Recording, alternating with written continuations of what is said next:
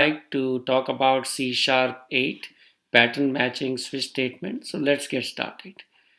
To help with that, I've made some classes that I can use to illustrate. So basically, I've created a class called book, and it will have an field such as title, author, and attribute. And attribute is essentially another class, and this is so that I can demonstrate some features. And it's called a language, and it has a field such as name, could be English language, for example, and popular is that language is very popular or how popular it is, so on. And we also have a field called count equal to 3. So say for example we have a library, it could indicate that the library has 3 of these books, for example. So that's kind of the default setting. So I'm basically calling a test method. So we have created a object language which the name is just English, and the book is title is Joker and author is myself, Gaur, and I've set the attribute to this language, and so on. And I will also have some actions such as withdrawing something, a book from the library, and there's a variable called check, which is a string which we will use to demonstrate our pattern matching. So if I run this, it should just say result TBD, and I can run this for you example, and you'll see that it'll just print result as TBD in hello world. So let's see what we can do with this thing. So essentially, what we can do with the new switch statement for C Sharp 8 is you can use it for pattern matching. So what we're going to do is we're going to say we have a book object and we want to do some pattern matching on that. So we'll say book switch, and the statement is just like that, book switch. And I've written the statement, and to show how you can do or what you can do with it, I'm going to essentially try to match a few things inside this. So the first thing I'm going to show is that we can match on some field inside here. So let's say we can match with the author field. So we can say author is let's say Gaur, and if that is the case, what we want to show is that it is found, for example. And then if it's everything else, we will have an action of not found. So essentially, if there's a book object, we can do a match on this, saying the author is myself, then it is found, otherwise not found.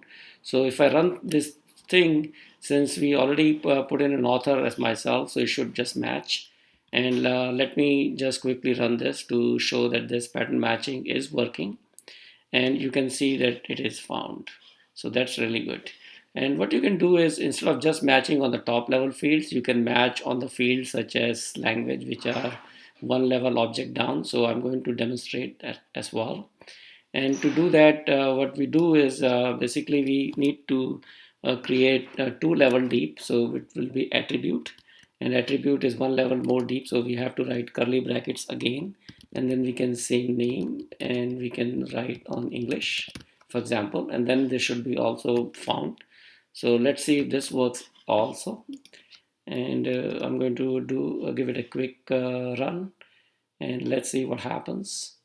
And here you can see it is found as well. So that is working as well, so which is great.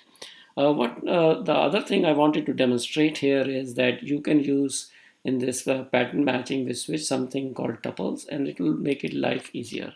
So what I'm going to say is we have a book object, and we also want to do an action on it, which is like a state machine basically.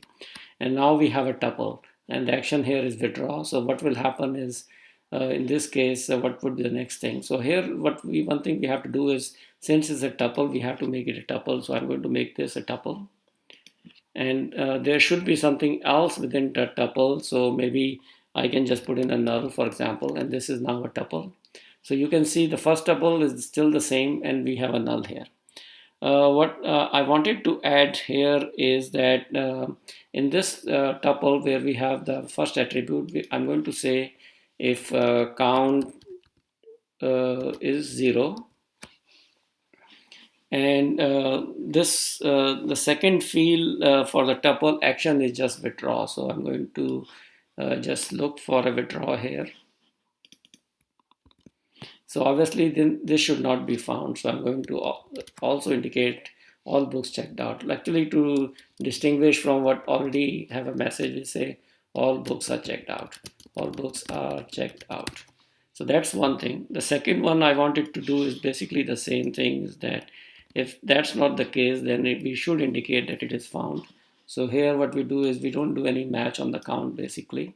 And when we are just essentially withdrawing it, then we should be able to say that this is found.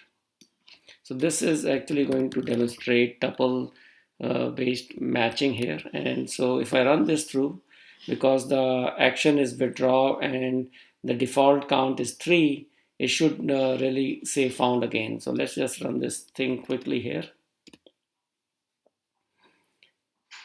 And as you can see, the result is still found, and which is really good. But let's say for some reason this book was essentially checked out a few times. So we can say book.count is 0. And let's just save it. And now it should say all books are checked out, because obviously when we do a match and an action on this, all books are checked out.